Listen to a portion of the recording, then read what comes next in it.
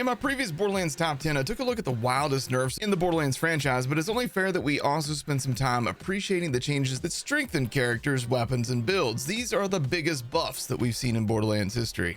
And number 10 is... Starting at number 10, the Hellwalker in Borderlands 3 is known as one of the strongest shotguns in the game, but at launch, it was maybe just a bit below average. But on September 3rd, 2020, Gearbox pushed out a 317% weapon damage increase, and overnight, the Hellwalker became one of the most popular guns in the franchise. This Doom-inspired gun shoots in the shape of a pentagram, but from mid to close range, landing your projectiles does massive damage. And it being Jacobs means that critical hits will ricochet to other enemies, making this a bunch of fun on all the characters, but especially on Flak with Megavore, Amara with Ties that Bind and Indiscriminate, and Zane's clone is especially fun with this gun as well. Now let's see number 9! Coming in at number 9 is the Fastball in Borderlands 2. This grenade took a year and a half to get buffed into being one of the best grenade mods in Borderlands 2, but for the first 3 years of Borderlands 2, this grenade didn't even have a dedicated drop source, meaning you could only get it from loot enemies, red chests, or as a random world drop. So I'm counting this buff spot as a buff to its damage and also giving it a dedicated drop source, especially since that drop source was so early in the base game. Around level 10 to 12 you could get this thing. So in addition to being able to score an Unkempt Herald around level 10, you could also have yourself a Fastball, basically turning normal mode into a cakewalk. Now, how much of a buff did the Fastball get? 500%.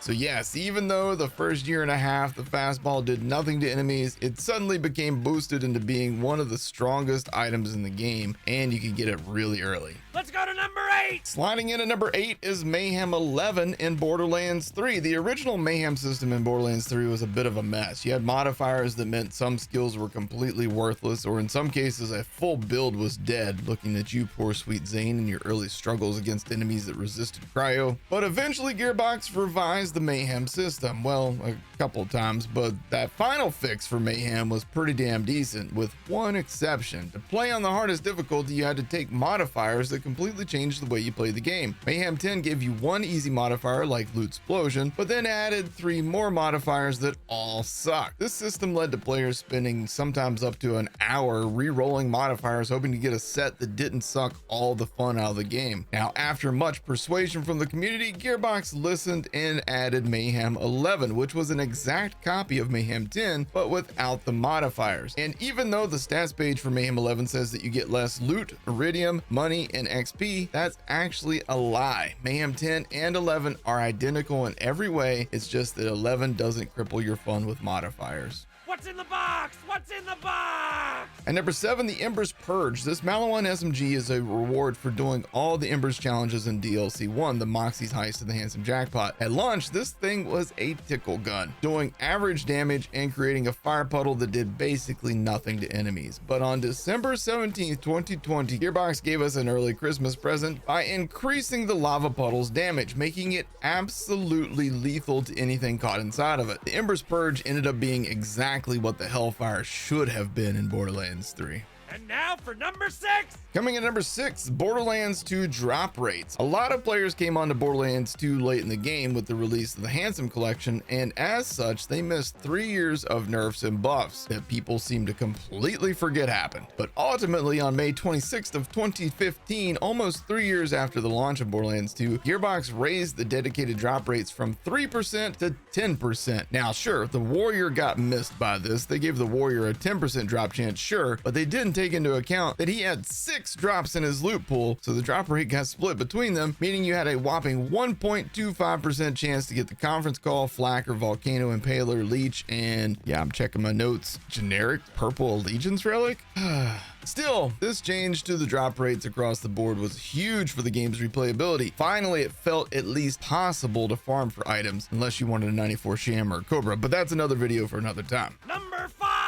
Coming in at number 5 is the Crit and the Hail in Borderlands 3. On February 11th, 2021, Gearbox stole our hearts by increasing the damage on the 2 items that Moxie gives you via tipping her on board Sanctuary, the Crit and the Hail. First up, the Hail got a 400% weapon damage buff, and the lifesteal was increased from 3% up to 10%, meaning you can now use this gun to deal serious damage in multiple elements while stealing health from enemies, making this a great transition gun from normal mode into Mayhem. Additionally, they buffed the Crit, a shock SMG by 540% and increased its healing from 5% up to 8%. Also, the crit has a gimmick. Occasionally when reloading, you will drop this gun and you have to find it laying around on the ground and then re-equip it. Originally, you had a 12.5% chance to drop this thing on reload, but Gearbox dropped that down to just 5%, making it far less likely that you're going to lose this thing. Both of these guns became instant ways to help new players transition into Mayhem levels. Just switch to Mayhem 11, tip Moxie, and she will send you these things randomly in the in-game mail, and then you can bump your Mayhem back down to whatever feels comfortable and use these guns to carry you. Number 4! And number 4, the Lady Fist in Borderlands 2. Originally, this unique mission reward pistol was one of the best pistols in the game, giving you a 400% crit damage buff, which could be used in a variety of ways to do crazy damage even with other weapons. But 400% just wasn't enough. We needed more. So Gearbox increased the crit damage from 400% up to 800% on February 11th of 2014. Man, Gearbox really goes hard in the paint for Valentine's, huh? That same hotfix included tons of other improvements for Borderlands 2, but this increase to the Lady Fist stands out as one of the biggest buffs we've ever had in the franchise, especially if you're a Salvador main, as you can offhand this gun and the crit damage bonus will apply to the gun in your other hand. Or heck, shoot a Sandhawk and while the projectiles are mid-flight, go to your inventory and swap the Lady Fist into the slot that you had the Sandhawk in. When the bullets hit, they're going to get that crit damage. It's honestly pretty wild what you can do with this gun. Number 3! On to number 3. Originally, Zane was not quite a badass. Sure, you could min-max your gear and do some decent stuff, but Zane's clone was a tickle torture device at best. It was so bad that his green tree was one of the most popular back then. But on November 21st of 2019, Zane began his rise to dominance. Donnybrook, Cold Hand, Violent Violence, and Violent Speed all gained the ability to stack twice. Violent Momentum gained increased scaling at higher movement speed. Confident Confidence got a max weapon damage bonus increase from 20% to 35%. Borrowed Time gained increased action skill duration per active action skill. Quick Breather gave clone 50% healing on swapping places. A bunch more things came with this patch. Some of these skills were made even stronger later on with the addition of Mayhem 10 and Mayhem 11 as the scaling got even higher the higher your Mayhem level. Ultimately, these changes plus buffs to the Executor class mod, the addition of the Seeing Dead, Spy, and Hustler class mods made Zane an absolute badass Vault Hunter. And here we are at number 2! Coming in at number 2 is Cloud Kill Maya. This is one of those ones that if you know, you know. Maya had a skill called Cloud Kill. Originally, this skill was a lot like walking through somebody else's fart in a grocery store. Sure, annoying, smelly, but the only damage it really did was to your nostrils. Well, Gearbox changed that on October 29th of 2015, nearly 3 years after release, with an update that simply said various balance refinements and tweaks with special attention given to Maya to make her more in line with other characters. Nothing in there about buffs or specific improvements. Reading these old patch notes genuinely made me appreciate the Borderlands 3 live team and community manager even more than I already did. Basically, they gave Cloud Kill an astounding 3,900% buff. That's a bigger buff than all the other weapon buffs I've listed to this point combined. Overnight, Maya mains learned that using Cloud Kill meant that anything that is hit by it is dead. Loaders never had a chance, but even fleshy targets were no match for this skill. Why they went so high on this skill while constantly messing up Zero's Deathmark skill is wild to say the least. Honorable mention. Honorable mention goes to the July 23rd, 2020 patch in Borderlands 3 that gave some bosses a loot pool, spreading out loot more evenly and removing 21 anointments that most players weren't using. I know normally when they remove stuff, that's not really a buff, but when it's anointments, it's a buff. This patch immediately made farming 100 times better in my opinion. Bonus honorable mention goes to weapons in Borderlands 3 that went from horrible to great overnight via hotfixes and patches, the most prominent among them being the Heartbreaker, Hive, Redline, TK's Wave, Unkempt Herald, Psycho Stabber, Trevinator, and so many more. The buffs Gearbox made to legendary items in Borderlands 3 has truly strengthened the overall build diversity to unprecedented levels and turned a corner from those early nerfs that left a bad taste in people's mouths. Number 1!